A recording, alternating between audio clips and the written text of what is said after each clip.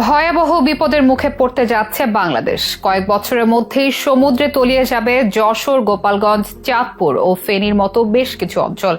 একদিকে যেমন বাড়ছে জলবায়ু পরিবর্তনের প্রভাব, ঠিক তেমনি ভাবে অন্যদিকে বাড়ছে প্রাকৃতিক দুর্যোগের সম্ভাবনা। বিশ্লেষকরা বলছেন, জলবায়ু পরিবর্তনের ফলে চরম ঝুঁকিতে রয়েছে দেশের দক্ষিণাঞ্চলীয় এই কয়েকটি জেলা।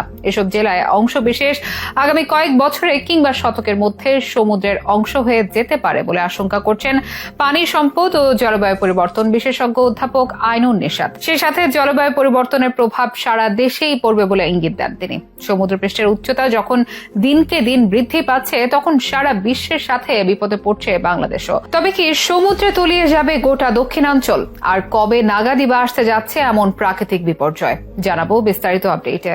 জলবায়ু পরিবর্তনের ফলে চরম ঝুঁকিতে রয়েছে দেশের দক্ষিণাঞ্চলীয় বেশ কয়েকটা জেলা। এর মধ্যে যশোর থেকে গোপালগঞ্জ, গোপালগঞ্জ থেকে চাঁদপুর ও চাঁদপুর থেকে ফেনীর দক্ষিণাংশ আগামী 100 বছরের মধ্যে সমুদ্রের তলে বিলীন হয়ে যেতে পারে বলে আশঙ্কা করছেন পানি সম্পদ ও জলবায়ু পরিবর্তন বিশেষজ্ঞ অধ্যাপক ডক্টর আইনুন নিশাত। এই পরিবর্তনটা আগামী 50 বছর বা তার কম সময়ের মধ্যে হতে পারে বলে আশঙ্কা তার। সে সঙ্গে জলবায়ু পরিবর্তনের প্রভাব সারা দেশে পড়ছে বলে জানান এই বিশেষজ্ঞ। রাজধানী জাতীয় প্রেস ক্লাবে জলবায়ু পরিবর্তন বিষয়ক এক সংলাপে অংশ নিয়ে ব্র্যাক বিশ্ববিদ্যালয়ের এমিরেটাস অধ্যাপক আইনুন নিশাত বিভিন্ন বিষয় তুলে ধরেন। জাতিসংঘের সংস্থা inter governmental panel on climate চেঞ্জের এক প্রতিবেদনের আলোক অধ্যাপক আইনুন নিশাত বলেন, রাজশাহী থেকে সিরাজগঞ্জ, সিরাজগঞ্জ থেকে কিশোরগঞ্জের ভৈরব এশারের মধ্যাঞ্চল লবণাক্ত হয়ে যাবে। তবে ঢাকা শহর যেহেতু খুব উঁচু, অর্থাৎ সমুদ্র পৃষ্ঠ থেকে উচ্চতা 25 ফুট, তাই ঢাকা শহর না ডুবলেও এর চারপাশে একসময় লবণাক্ত হয়ে যাবে। কামরাঙ্গীর চর বা জিঞ্জিরার উচ্চতা 5 থেকে 6 ফুট, তাই এসব এলাকাও পানির তলায় চলে যেতে পারে। লবণাক্ততা সমস্যার কথা তুলে ধরে এ জলবায়ু বিশেষজ্ঞ বলেন, বাংলাদেশ ভারতকে ফারাক্কা বাঁধ নির্মাণের সম্মতি দেওয়ার মধ্য দিয়ে লবণাক্ততার সমস্যা শুরু হয়। কেননা ওই বাঁধের কারণে উজান থেকে পানি আসা বন্ধ হয়ে গেছে, তাতে লবণাক্ততা বাড়া শুরু হয়েছে। তিনি আরো বলেন, প্রকৃতি বদলাচ্ছে,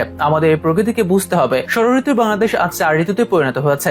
আষাঢ়েও এখন বৃষ্টি দেখা পাওয়া যায় না, ফলে জীবন জীবিকার সংকট বাড়ছে। উপকূলের মানুষ আজ ভালো নেই। আগামীতে উপকূলে জলোচ্ছ্বাস ও দুর্যোগ বাড়বে, যা মোকাবেলার প্রস্তুতি বাড়াতে হবে। এ কাজে কমিউনিটির অংশগ্রহণ নিশ্চিত করতে হবে। এদিকে জলবায়ু পরিবর্তনের কারণে নদীতে লবণাক্ততা বৃদ্ধি, অনাবৃষ্টি, বর্জ্য থেকে পানি দূষণ ও ইলিশের অভয়াশ্রমের প্রবেশ পথে নানা প্রকল্পের ভরাট হয়ে যাওয়া ভরা মৌসুমী ইলিশের দেখা না মেলার মূল কারণ হিসেবে ভাবা হচ্ছে। পটুয়াখালীর কুয়াকাটা সংলগ্ন সমুদ্রের দীর্ঘ ডুবোচর, রাবনাবাদ, আগুনমুখা, আন্দারমানিক এলাকায় তাপবিদ্যুৎ কেন্দ্র হওয়ায় ইলিশের আনাগোনা কমে গেছে। এছাড়া কক্সবাজার সংলগ্ন মাতারবাড়ি অঞ্চলে উপকূলীয় মৎস্য সম্পদ ও মৎস্যজীবীদের জীবন জীবিকাও হুমকির মুখে। তাই অনুষ্ঠানে বিশ্লেষকরা বলেন, নদী দখল করে প্রস্তুত করা স্থাপনা উচ্ছেদ করতে হবে। নদী দখল করে বিদ্যুৎ কেন্দ্র করা যাবে না। নদী বাঁচাতে হবে, পরিবেশ বাঁচাতে আমাদের একসঙ্গে কাজ করতে হবে। সেই সাথে অনুষ্ঠানের সহ আহ্বায়ক শর্মিন মুর্শিদ বলেন, নদী হলো পাবলিক প্রপার্টি। এই নদীতে বাদ দেয়া হচ্ছে কার সিদ্ধান্তে? আইন করে নদীতে বর্জ্য ফেলা বন্ধ করতে হবে। উপকূল রক্ষায় গণ আন্দোলন গড়ে তুলতে হবে। উপকূলের কমিউনিটির মানুষের অংশগ্রহণ নিশ্চিত করা জরুরি হয়ে পড়েছে। এ সময় বাংলাদেশ প্রতিযোগিতা কমিশনের বেসামরিক উপদেষ্টা MS সিদ্দিকী বলেন,